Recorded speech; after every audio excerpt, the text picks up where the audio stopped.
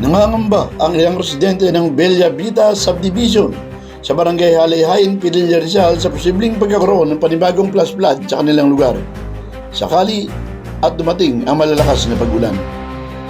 Ang pangamba ay bunsod ng nangyaring flash flood noong nakakaraang taon na nagpalubog sa kabahayan, nakasira ng ari-arian at mayroong pang isa na binawian ng buhay, kaya't natatakot sila na mangyari muli ang kanilang pinangangambahan. Sa paglilinaw ni Pililla Rizal Vice Mayor Dan Masinsin, legislative lamang umanong paksyon at limitado ang kanyang bibigay na impormasyon. Pero paglilinaw niya na ang Bella Vita ay na-develop sa mga nakaraang administrasyon. At meron naman daw mga pag-uusap ang Office of the Mayor, Engineering, developer ng Bella Vita at iba pa para makagawa ng kaukulang hakbang at ma-address ang problema. Sa development ng mga bagong subdivision sa bundok, ang dapat raw na sumagot ay ang mayor at mga departamento na nasa ilalim ng ehekutibo. Personal na tinungo ng The Observer News ang ginagawang subdivision sa bahagi ng Sitio Malihim para kumpirmahin ang mga nakakarating na impormasyon at doon tumambad sa amin ang malalaking bahagi ng kabundukan na nakayod ng ginagawang subdivision. Dahil naroon ang team sa lugar, minabuti na dumaan sa tanggapan ni Mayor Dan Masinsin. Swerte naman dahil nasa opisina ito at dahil hapon na wala nang masyadong tao o bisita. Ang kaso, hindi naman kami hinarap. Kailangan daw munang makipag-appointment at magpadala ng sulat o kaya naman ay mag-email. Kaya nga't minarapat ng team na dumiretso sa Vice Mayor's Office at nagpaunlak naman si Vice Mayor Dan Masinsin na nabigyan ng limitadong impormasyon. Ang Bella Vita kasi ay nasa pinakamababang bahagi ng kabundukan at nagsisilbing catch basin at ang patuloy na pagkakayod ng kabundukan ay maaari pang magpalala sa sitwasyon sa lugar. Patuloy din ang pagkakayod sa itaas ng bundok ng dalawang subdivision sa bahagi ng Sitio Malihim na lalo pang nagpapatindi ng alalahanin, pangamba ng mga residente ng subdivision para sa kanila.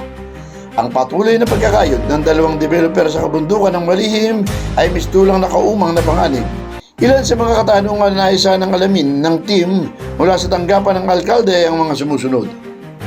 Kung mayroon bang development permit at kung mayroon, ano na ang status nito? Ano ang kasalukuyang gamit ng lupa o lugar o land use na nakabate sa kanilang inaprobang comprehensive land use plan? Nagkaroon ba ng reclassification o land conversion? May kaukulan bang clearance mula sa Department of Agrarian Reform, Department of Agriculture at Department of Environment and Natural Resources? Meron bang kaukulang Environmental Compliance Certificate? Wala bang mga nalabag sa probisyon? Dahil bundok ang lugar o elevated, nagkaroon ba ng Environmental, Geohazard and Geological Assessment? At dahil may mga sapa na tinamaan ng natural waste, may kaukulang clearance ba na inisyo ang Department of Public Works and Highways na siyang nakakasakop sa naturang usapin? Nagkaroon din ba ng public consultation sa mga affected community? Meron bang barangay clearance para sa development? Meron bang wastewater disposal plan at clearance na inisyo ang Laguna Lake Development Authority? Dahil nasa paanan lamang ng naturang proyekto ang Laguna Lake. Ilan lamang ito sa mga pamantayan na dapat sana ay makakomply kung mayroong isasagawang development, lalo na kung ang development ay nasa critical area. Kung ang bagay na ito hindi masasagot, hindi may iwasan sa ating mga kababayan na magkaroon ng agam-agam at pangamba. Mapapansin na maging ang bahaging ito ng Manila East Road ay tila apektado na rin ng development.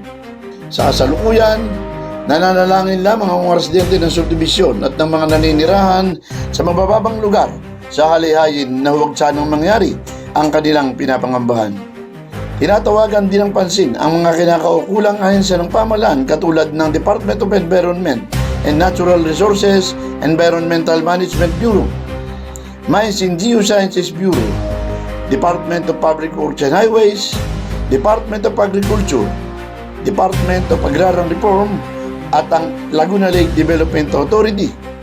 Napakisilip naman ang nasabing proyekto. Yan ang special report. Felix Tambongco, The Observer News, DWRV 103.9 News FM. Ikaw ang una.